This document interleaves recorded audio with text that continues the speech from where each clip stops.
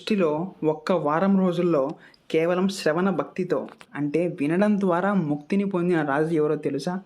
దీనికంటే ముందు మనం ఒక చిన్న వృత్తాంతం చెప్పుకుందాం. కురుక్షేత్ర యుద్ధం ముగిసింది. కౌరవ సైన్యం పూర్తిగా నాశనం అయ్యింది.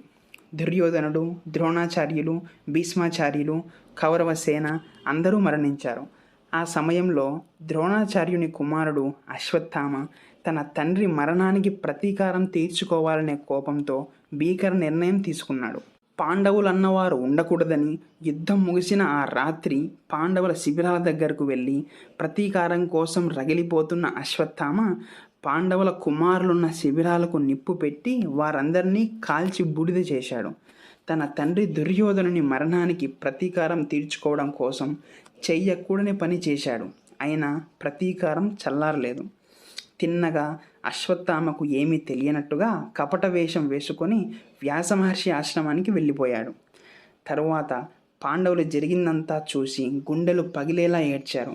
అశ్వత్థామ బతకడానికి వీలు లేదని, అతనిని చంపాలని శ్రీకృష్ణుడు, ధర్మరాజు యుధిష్ఠిరుడు, అర్జునుడు, భీముడు అందరూ అశ్వత్థామను వెతుక్కుంటూ వ్యాసమహర్షి ఆశ్రమం దగ్గరికి వచ్చారు. శ్రీకృష్ణుణ్ణి, అర్జునుణ్ణి, భీముణ్ణి చూసిన అశ్వత్థామ ఎక్కడ తనను చంపేస్తారో అని ఒక్క క్షణం కూడా ఆలోచించకుండా బ్రహ్మ శిరోనామకస్త్రాన్ని అభిమంత్రించి అపాండవం అవుగాక అని అస్త్రాన్ని ప్రయోగించాడు. ఒక్కసారి బ్రహ్మ శిరోనామకస్త్రాన్ని ప్రయోగించారా దాన్ని ఉపసంహరించడం అసాధ్యం. బ్రహ్మ శిరోనామకస్త్రాన్ని ఆపే అస్త్రం మరొకటి లేదు. అప్పుడు కృష్ణుడు ధర్మం వైపు నిలబడ్డాడు కదా, అర్జునుడిని పాండవుల్ని కాపాడాలి కదా. వెంటనే అర్జున, ఇది పరమ భయంకరమైన అస్త్రం. మీ అన్నదమ్ముల 5గురిని నేలమట్టం చేస్తుంది. అంతటితో ఆగదు. పాండవుల సంతతే ఉండదు. అర్జున, ఈ బ్రహ్మ శిరోనామకస్త్రాన్ని నువ్వు నిరోధించాలంటే వేరొక అస్త్రం పనిచేయదు. కాబట్టి నువ్వు కూడా బ్రహ్మ శిరోనామకస్త్రాన్ని ప్రయోగించమని చెప్పాడు. అంతే, ఏకకాలంలో ఇద్దరు బ్రహ్మ శిరోనామకస్త్రాన్ని ప్రయోగించడం ఇప్పటి వరకు జరగలేదు. భూమి మొత్తం కంపించింది. ప్రకృతి మొత్తం విలయ తాండవం చేస్తుంది. అప్పుడు వేదవ్యాస మహర్షి, నారద మహర్షి అక్కడికి వచ్చి ఒకరు ప్రతీకారం కోసం, ఒకరు తమను తాము కాపాడుకోవడం కోసం ఇంత భయంకరమైన అస్త్రాలను ప్రయోగించారు. ఈ అస్త్రాలు ప్రయోగిస్తే పర్యవసానాలు ఎలా ఉంటాయో తెలియదా? మీరు మీ అస్త్రాలను ఉపసంహరించుకోండి అని చెప్పాడు. అర్జునుడు పెద్దలన్న గౌరవంతో వేదవ్యాస మహర్షి చెప్పడంతో తను ప్రయోగించిన బ్రహ్మ శిరోనామకస్త్రాన్ని ఉపసంహరించుకున్నాడు. కానీ అశ్వత్థామకు అస్త్రాన్ని ప్రయోగించడమే కానీ ఉపసంహరించుకోవడం తెలియదు. అప్పటికీ ప్రతీకారం కోసం పాండవుల వంశం నిర్వంశం అవ్వాలని అర్జునుడి తరువాత అంతటి విల్లు విద్య, అంతటి శక్తి అతని కొడుకైన అభిమన్యుడికే సాధ్యం. అభిమన్యుడు కురుక్షేత్రంలో భీకర యుద్ధం చేసి వీరమరణం పొందాడు. అతని భార్య ఉత్తర గర్భవతి. పాండవుల వంశం నిర్వంశం అవ్వాలని ఆ బ్రహ్మ శిరోనామకస్త్రాన్ని ఉత్తర గర్భం మీదకి మరల్చాడు. అశ్వత్థామ వేసిన బ్రహ్మ శిరోనామకస్త్రం గర్భంలో ఉన్న శిశువు కోసం వస్తుంది. అప్పుడు అభిమన్యుడి భార్య అయిన ఉత్తర శ్రీకృష్ణుని ప్రార్థించింది. శ్రీకృష్ణుడు స్వయంగా గర్భంలోకి ప్రవేశించి శంకుచక్ర గదాహస్తాలతో అపారమైన తేజస్సుతో ఆ బ్రహ్మ శిరోనామకస్త్రానికి ఎదురు నిలబడి తన సుదర్శన చక్రంతో ఆపి ఆ అస్త్రాన్ని శాంతింపచేశాడు. ఆ తరువాత ఆ అస్త్రం విశ్వంలో కలిసిపోయింది. శ్రీకృష్ణుడు ఆ శిశువును కాపాడాడు. కృష్ణుడికి విపరీతమైన ఆగ్రహం వచ్చి ఇంతటి వినాశనాన్ని కోరుకున్న అశ్వత్థామను శపించాడు. చావు లేకుండా నీ శరీరంపై పుళ్ళు, గాయాలతో, రక్తస్రావంతో, తీవ్రమైన నొప్పితో అలమటిస్తూ ఒంటరిగా అడవుల్లో మృగంలా తిరుగుతూ ఆకలి దప్పికలతో కృషించిపోవాలి అని కృష్ణుడు శపించాడు. తరువాత అశ్వత్థామ తలపై ఉన్న దివ్య మణిని తీసివేశారు. ఆ మణి వల్ల అతనికి ఉన్న తేజస్సు, రక్షణ అన్నీ పోయాయి. తరువాత కాలక్రమేణా అభిమన్యుడి భార్య అయిన ఉత్తర ఒక బిడ్డకు జన్మనిచ్చింది. కృష్ణుడు అశ్వత్థామ వేసిన బ్రహ్మశిరోనామకస్త్రం నుంచి కాపాడింది ఈ బిడ్డనే. ఈయనే పాండవ వంశానికి వారసుడు పరీక్షిత్ మహారాజు. కురుక్షేత్ర యుద్ధం ముగిసిన తరువాత శ్రీకృష్ణుడు ద్వారకకు వెళ్ళిపోయాడు. ఆయన అవతారం ముగిసే సంకేతాలు కనపడగానే ధర్మరాజు యుధిష్ఠిరుడు రాజ్యంపై ఆసక్తి కోల్పోయాడు. అప్పుడు కురు వంశానికి, పాండవులకు చివరి వారసుడైన పరీక్షిత్ మహారాజుకు హస్తినాపుర సింహాసనం అప్పగించి పాండవులు మహాప్రస్థానం ప్రారంభించారు. అంటే ఉత్తర దిశగా ఆత్మయాత్ర చేసుకుంటూ శాశ్వతంగా వెళ్ళిపోయారు. పరీక్షిత్ మహారాజు ధర్మానికి ప్రతిరూపం. ప్రజల్ని పిల్లల్లా చూసుకునేవాడు.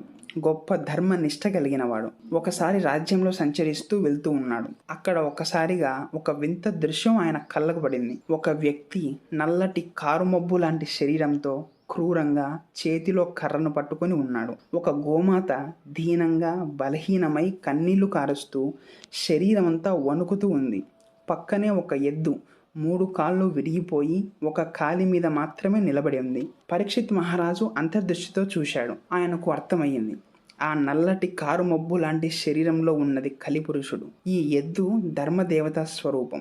ధర్మదేవత సత్యయుగంలో తపస్సు, శౌచం, దయ, సత్యం అనే 4 కాళ్ళతో ఉన్న ధర్మం కలి ప్రభావంతో 3 కాళ్ళను కోల్పోయి కేవలం సత్యం అనే ఒకే కాలుపై నిలబడి ఉంది.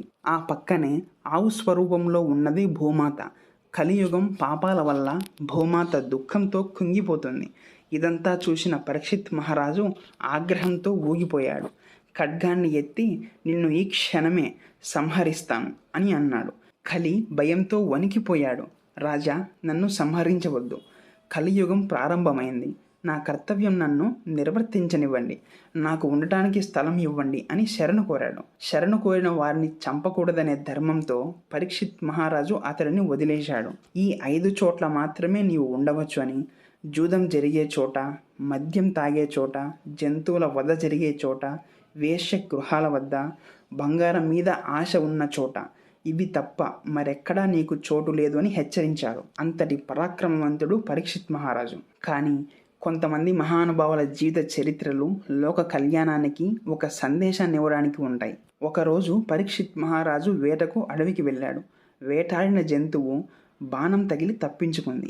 ఆ జంతువును వెతుక్కుంటూ వెళ్ళాడు. అక్కడ పక్కనే శమీక మహర్షి తపోధ్యానంలో ఉన్నాడు. ఆ మహర్షి దగ్గరికి వెళ్ళి ఇటువైపుగా బాణం తగిలిన జంతువును చూశారా అని అడిగాడు. అప్పటికే తీవ్రమైన తపస్సులో మునిగిపోయిన శమీక మహర్షి పలకలేదు. శమీక మహర్షి పలకలేకపోయేసరికి పరీక్షిత్ మహారాజుకి విపరీతమైన కోపం వచ్చింది. ఆ పక్కనే చచ్చిపడి ఉన్న పామును తన దగ్గర ఉన్న బాణంతో తీసి ఆ శమీక మహర్షి మెడలో వేసి వెళ్ళిపోయాడు. శమీక మహర్షి ధ్యానంలో ఉండిపోయాడు. ఆయన ఏం పట్టించుకోలేదు. కానీ అతని కుమారుడు శృంగి మహర్షి తన తండ్రి అయిన శమీక మహర్షిని అవమానించినందుకు కోపంతో, నా తండ్రి మెడలో ఎవడైతే ఈ పామును వేసి అవమానించాడో వాడు ఎవడైనా 7 రోజుల్లో తక్షకుడిచే పాము కాటుతో మరణిస్తాడని శాపమిచ్చాడు. శృంగి మహర్షి కూడా గొప్ప తపోశక్తి కలవాడు. ఋషుల మహర్షుల మాట జరిగి తీరాల్సిందే. వారి శక్తి అలాంటిది. తక్షకుడు సాధారణ పాము కాదు, నాగలోకానికి రాజు. తక్షకుడి శరీరం మెరుస్తూ ఉండేది కాదు, అది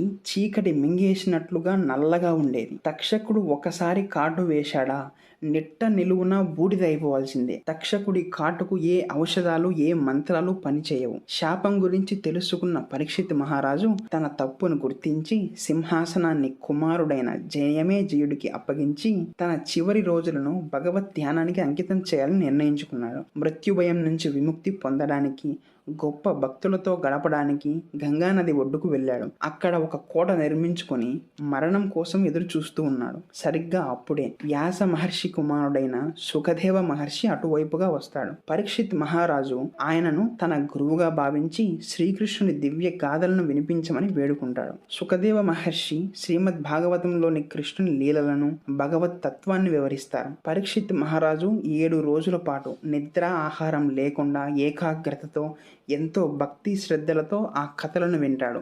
7వ రోజు సుఖదేవుని కథలు వింటూ పరమాత్మపై మనసు లగ్నం చేసి ఉండగా తక్షకుడు వచ్చి మహారాజును కాటువేస్తాడు. ఆ విషాగ్నితో మహారాజు దేహం భస్మమైపోతుంది.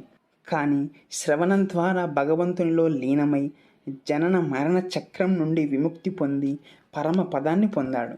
ఈ సంఘటన ద్వారా పరీక్షిత్ మహారాజు మరణాన్ని కూడా భయపెట్టలేని భక్తి, జ్ఞానం, శ్రవణ మహిమను నిరూపించి భగవంతునిలో లీనమవడానికి శ్రవణం ఒక గొప్ప మార్గమని ప్రపంచానికి చాటి చెప్పాడు. అలా మీరు కానీ మీ పిల్లలు కానీ భగవంతుని లీలలు, మహర్షుల చరిత్రలు, ఆధ్యాత్మిక ప్రవచనాలు, భక్తి ప్రవచనాలు వినండి. ముక్తికి, మనోధైర్యానికి, గొప్ప సంకల్ప శక్తికి ఈ ప్రవచనాలు, భగవంతుని లీలలు ఎంతగానో ఉపయోగపడతాయి. శుభం.